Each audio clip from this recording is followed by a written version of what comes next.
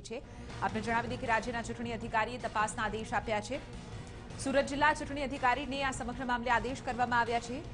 જાહેર સભામાં સંબોધન દરમિયાન તેઓએ વિવાદાસ્પદ નિવેદન આપ્યું હતું। આપને જણાવી દઈએ કે આ વિવાદાસ્પદ નિવેદન બાદ અહીં સુરત જિલ્લા ચૂંટણી અધિકારીને સમગ્ર મામલે તપાસના આદેશ કરવામાં આવ્યા છે। મહત્વની વાત છે કે વિવાદાસ્પદ ટિપ્પણી બાદ જીતુ વાઘાણી ઉપર કાર્યવાહી કરવાના આદેશ થઈ ચૂક્યા છે। આ સમગ્ર મામલે હાલ તો જિલ્લા લેવલ સુધી અત્યારે તપાસના આદેશ કરવામાં આવ્યા છે। જોવાનું રહેશે કે આ તપાસ બાદ આખરે શું જીતુ વાઘાણી ઉપર કાર્યવાહી થાય છે। એક ફરિયાદ અમે ન્યૂઝપેપરમાં એક જોયેલા છે અને પછી એક ત્યાં સુરત ડીઓ પાસે એ તપાસમાં છે, આજે મોકલેલા છે, તપાસ ચાલે છે। એટલે અમારા પાસે ન્યૂઝ ક્લિપિંગ હતા એ અમે મોકલી દીધા, પછી સુરત ડીઓ કક્ષાએ એમના પાસે કોઈ રજૂઆત થયેલ હશે તો એ તો મને ખબર નથી। તો આજ મુદ્દે વધુ જાણકારી મેળવીશું ટીવી 9ના સંવાદદાતા નિર્મલ દવે પાસેથી। નિર્મલ, જીતુ વાઘાણી ઉપર એક રીતે તપાસના આદેશ કરી દેવામાં આવ્યા છે। પહેલા તો જાણવા માંગીશું કે આ નિવેદન તેઓએ ક્યાં અને કઈ સભામાં આપ્યું હતું અને શું કહ્યું હતું?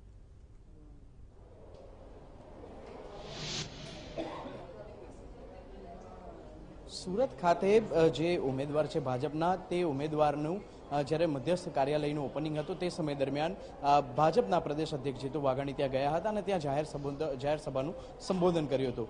જાહેર સભાનું સંબોધન ચાલી રહ્યું હતું તે દરમિયાન કોંગ્રેસીઓ માટે તેમણે હરામજાદા શબ્દનો ઉપયોગ કર્યો હતો। જોકે આ જે શબ્દનો ઉપયોગ કર્યો હતો તે સમય દરમિયાન જાહેર સભા જ્યારે ચાલી રહી હતી તે સમય દરમિયાન કેટલાક લોકોએ વિડીયો શૂટિંગ પણ કર્યું હતું, તો કેટલાક લોકો લાઈવ સોશિયલ મીડિયા પર પણ લાઈવ કરી રહ્યા હતા। બીજા દિવસે તેમજ તે દિવસે પણ જે મીડિયા છે તે મીડિયાએ પણ આ શબ્દની નોંધ લીધી હતી અને જેના આધારે મુખ્ય ચૂંટણી અધિકારીએ પણ સુઓ મોટો એક્શન લેવાની તજવીજ હાથ ધરી છે।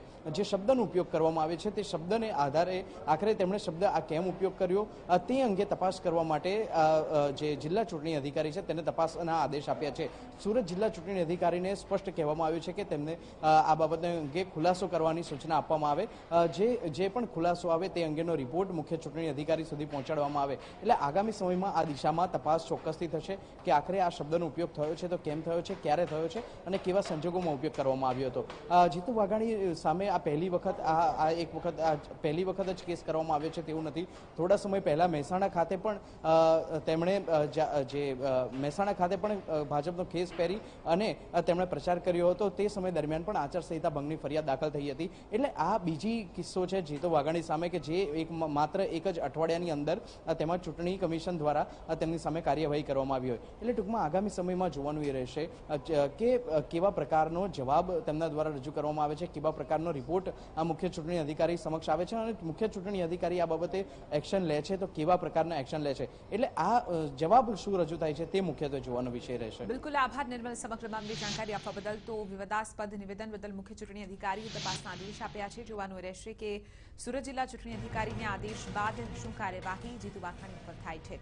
આપને જણાવી દઈએ કે સુરતની સભામાં તેઓ એક ટિપ્પણી કરી હતી જે આચારસંહિતાનો ભંગ કહેવામાં આવી રહ્યું છે, પરંતુ આ અંગે તપાસ બાદ સમગ્ર રિપોર્ટ સામે આવશે।